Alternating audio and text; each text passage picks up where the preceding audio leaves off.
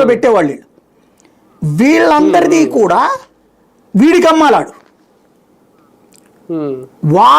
వాడికి అసలు కంపెనీ ఉండదు, వాడు జస్ట్ ఒక బ్రోకర్ అనమాట. వీళ్ళందరి దగ్గర నుంచి రూపాయిన్నరకి 2 రూపాయలకి తీసుకుని ప్రభుత్వానికి 8 రూపాయలకి 10 రూపాయలకి అమ్ముతాడు. వీడు కూర్చుని తింటాడు, వీడే రాజకీయ నాయకుడు. ఇది పెద్ద కుంభకోణం ప్రస్తుతం రాష్ట్రంలో ఒకటి జరుగుతున్నది. 2 తెలుగు రాష్ట్రాల్లో ఇది జరుగుతోంది. ఇది ఒక ఆస్పెక్ట్ అయితే ఇప్పుడు ఇది ఉంది. ఇలా నాయకులందరూ తినేస్తున్నప్పుడు ఆ పార్టీ వాడితే అంటున్నాడని ఈడికి కోపం వచ్చింది, ఈ పార్టీ వాడితే అంటున్నాడని ఆడికి కోపం వచ్చింది. దీంతో మన ప్రాంతీయ పార్టీలు ఏంది, జాతీయ సంస్థలు వచ్చి దూరినాయి ఇందులో. జాతీయ సంస్థలు వచ్చి దూరడం బిగించేసినాయి. అప్పుడు ఇవన్నీ ఏమైపోయినాయి, చివరికి విదేశీ పెట్టుబడులకు పెద్ద కష్టమైపోయింది. ఎందుకంటే విదేశీయుడు వచ్చి ఇక్కడ పెట్టుబడి పెట్టాలంటే ఈ దొంగలతో ఎట్ట నడుస్తుంది వాళ్ళకి.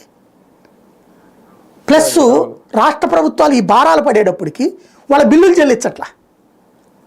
ఏది వాళ్ళకి ఇవ్వాల్సిన డబ్బులు కట్టాలి కదా, కట్టట్లా. దాంతో ఆ కంపెనీలు క్లోజ్ అయ్యే పరిస్థితి. వాళ్ళందరూ కేంద్రం దగ్గరికి వెళ్ళి కూర్చున్నారు. ఏందయ్యా మేము కంపెనీ పెట్టాము, అక్కడ రాజకీయ నాయకుడు ప్రెసిడెంట్ ఏంటి, ఈ గోలంతా ఏంటి అని అడిగారు. అప్పుడు కేంద్రం ఈ మొత్తాన్ని స్ట్రీమ్ లైన్ చేసి ఒక కొత్త సిస్టమ్ పెట్టుకొచ్చింది. ఈ ఆల్టర్నేటివ్ పవర్ ప్రాజెక్ట్స్ అన్ని ఎవడు పెడతాడో వాళ్ళందరూ పెట్టండి, సెకీ దగ్గరికి పోండి, సెకీ ఫాలోఅప్ చేస్తుంది. అడ్డదిడ్డమైన